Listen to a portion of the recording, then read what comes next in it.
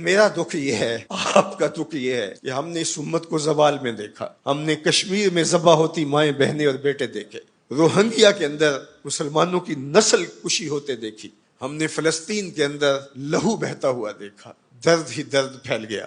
آج ان یتیموں کے سر پہ کوئی ہاتھ رکھنے والا نہیں ہے۔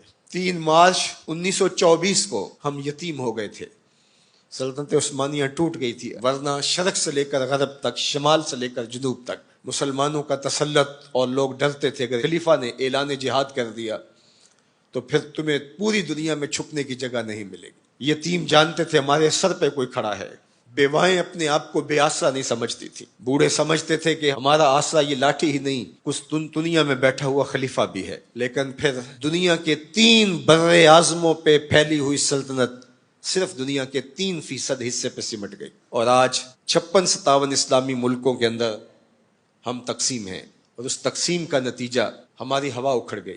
خلافت کی مرکزیت ہمارے پاس موجود نہ رہی۔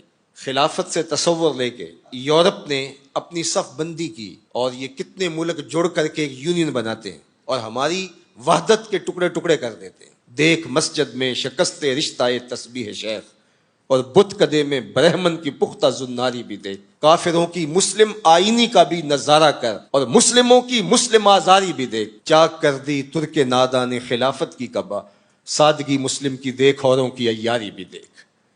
آج وہ ہدف حاصل کر چکے ہیں۔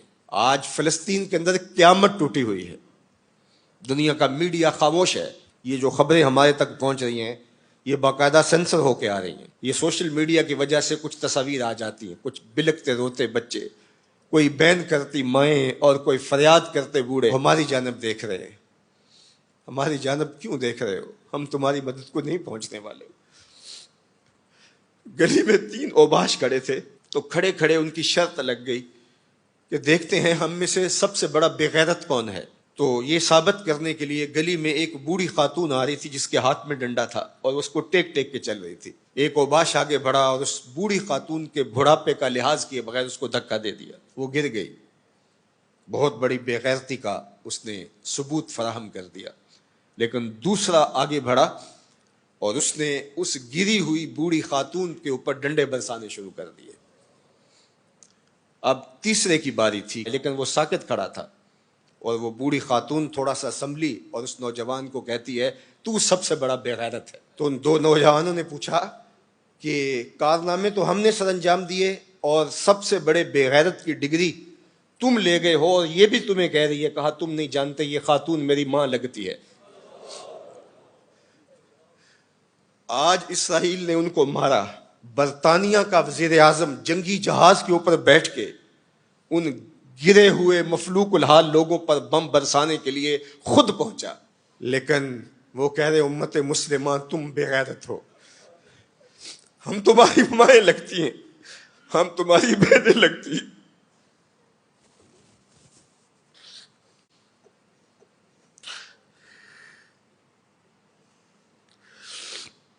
ہم تمہاری بیٹیاں لگتی ہیں۔ ایک یہودی ایک پردہ دار خاتون کے اوپر شراب پھینکتا ہے اور باقی آوازیں کستے ہیں، لیکن وہ دیکھ رہی ہے ایڑیاں اٹھا اٹھا کے امت مسلمہ کی طرف۔ تمہاری مدد کو میری بہنوں کوئی پہنچنے والا نہیں ہے۔ یہ 56-57 اسلامی ملکوں کی فوجیں کرتب دکھانے کے لیے ہیں۔ ہمارے میزائل سسٹم، ہمارے اسلحہ جات، ہمارے ٹینک، ہماری توپیں، ہمارا ایٹم بم تمہارے کام نہیں آئے گا، تمہیں مرنا پڑے گا، سسک سسک کے مرنا پڑے گا۔ یہ امت تمہاری مدد نہیں پہنچے گی، 40 ملکوں کی مشترکہ فوج بھی تمہاری مدد کو نہیں پہنچے گی، حرم سے بھی کوئی آواز نہیں اٹھے گی، نہ عجم سے کوئی آواز اٹھے گی۔ آج امت مسلمہ ایک تن مردہ ہے، OIC مردہ گھوڑے کی طرح ہے۔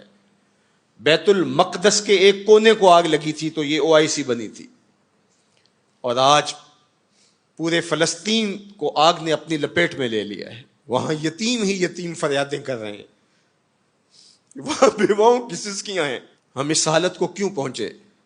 اس لیے کہ ہم نے قرآن کو چھوڑ دیا۔ نہ ہماری عدالت میں قرآن ہے، نہ ہماری معاشرت میں قرآن ہے، نہ ہماری معیشت میں قرآن ہے، نہ ہمارے مقننہ میں قرآن ہے، آج قرآن صرف 2 جلدوں میں بند کر کے ہمارے طاق پہ سجا ہوا ہے. یہ نظام حیات تھا. ہم آج تک اسی برطانوی قانون پر جی رہے ہیں. ہم قرآن کا ضابطہ نہیں لا سکے.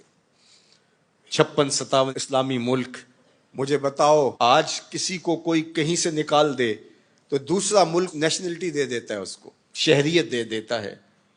آج اسلام کو ملک بدر کیا گیا. بتاؤ 56-57 اسلامی ملکوں نے کس نے اس کو شہریت دی ہے؟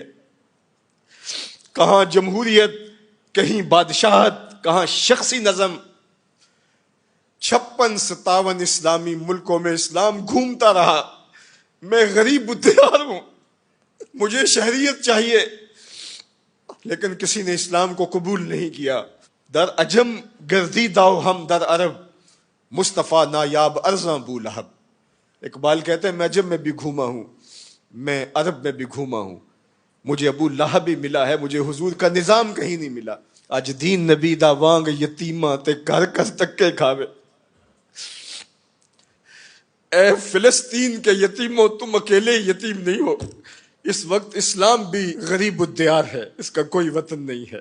آج اسلام اپنے نظام کے ساتھ کہیں موجود نہیں ہے, اور یہ پستی اور یہ زبوحالی, یہ ذلت, یہ نکبت, یہ رسوائی ہمارا مقدر کیوں نہ ہو. قرآن سے دوری کے نتیجے میں رسوا ہو گئے. ہمارے دردوں کا مداوا قرآن ہی ہے, ہمارے دکھوں کا علاج قرآن ہی ہے. گر تمی خواہی مسلمان زیستن, نیست ممکن جز بقرآن زیستن. اقبال نے کہا اگر تو مسلمان بن کے جینا چاہتا ہے تو قرآن کے بغیر نہیں جی سکتا. اور پھر آگے چل کے کہا فاش می گوئم آنکھ در دل مزمرست, این کتاب نیست چیز دیگرست. کہا جو میرے سینے میں پوشیدہ ہے میں کھل کے نہ کہہ دوں, یہ کتاب نہیں کوئی اور ہی شے ہے. یہ زندگی بانٹ دیتی ہے, یہ اٹھا دیتی ہے گری ہوئی قوموں کو. اللہ اکبر. تو ہم نے اس قرآن سے جڑنا ہے,